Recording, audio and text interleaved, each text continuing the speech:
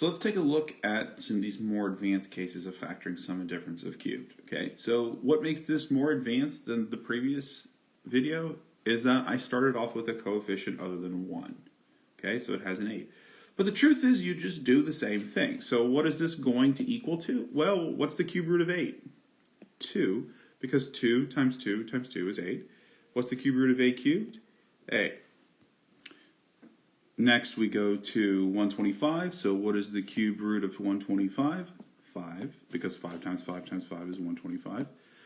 And then we do exactly what we did before. So we square 2a, so that's 4a squared. We square 5, that's 25. And then we multiply 2a and 5 together and we get 10a. Now I made a mistake here, because this is going to be a minus. And the reason this is a minus is it's same, different, positive. So there we have it. Now we can make these situations even more complicated. So let's look at this situation. We got 250 x to the fourth plus 128x.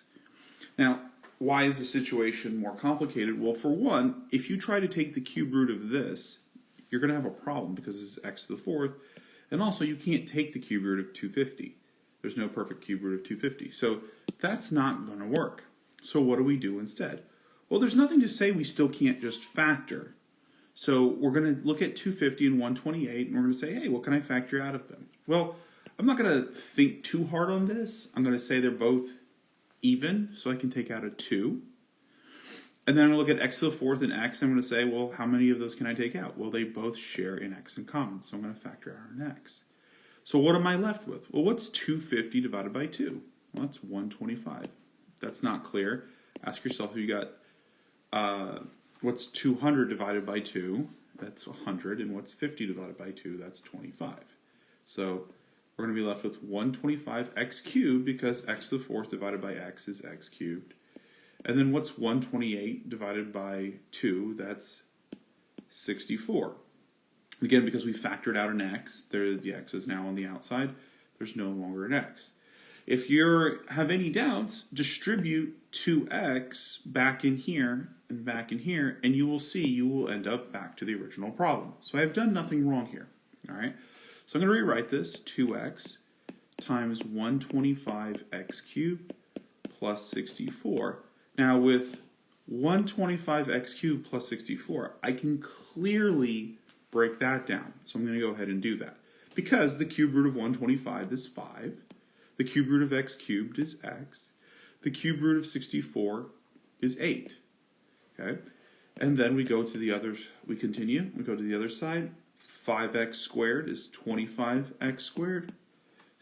8 squared is 64. And like we said, the middle is just the product of the two. So 5 times 8 is 40. And because you have an x, you have an x. So it's going to be the same, different, positive. And you got your answer. Okay? Let's look at one more situation. Let's say I give you, let's look at 648a plus 1029 a to the fourth. So how are we going to deal with this? Well, one thing I'm going to start off, I'm just going to rewrite it as 129 a to the fourth plus 648a. And the reason I'm going to rewrite it this way is because I want the highest exponent to come first. I want the degree to come first. So I'm going to approach it the same way. So if we look back on the previous problem, we said, oh, well, we can't deal with x to the fourth or 250. So here I have an issue. I can't deal with a to the fourth and 1029. Actually, I don't know if 1029 is actually able to be cube root or not. But I do know this.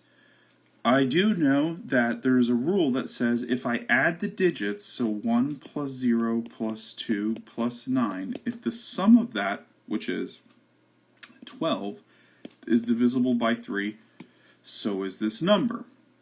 Note with the second number, 6 plus 4 plus 8 is going to give me, this is 12, 12 plus 6 is 18, and 18 is also divisible by 3.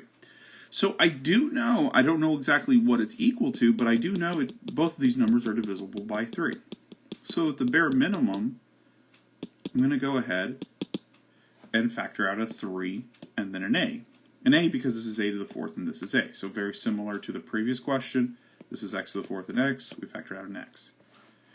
Okay, so we took out a 3a, and let's see what that breaks down to. So what's 1029 divided by 3? So 1029 divided by 3, let's just do this real quick. 3, 9, 1, 2, 4, 12, 9, 3. So it's 343. And this is great because 343 is 7 cubed. So this is 343, and this is going to become a cubed. Let's break down 648 divided by 3. So 648 divided by 3 is going to give me, that's 18. Sorry, I'm running out of space here. It's 216. Okay, that's great too because the cube root of 216 is 6. Okay, so now I'm ready to rock and roll. So like I said, the cube root of 343 is 7, so this is 7a. The cube root of 216 is 6. Square it. Square it. The middle part is the product of these two. So that's 42a, and then it's minus and plus. And then I'm done. And there's your answer. The one thing that you gotta be careful with, I always tend to forget to do this, but you can bring down the 3a. You gotta make sure you bring down the 3a, just like I brought down the 2x. Okay, so hopefully all that makes sense, and I'll see you on the next video.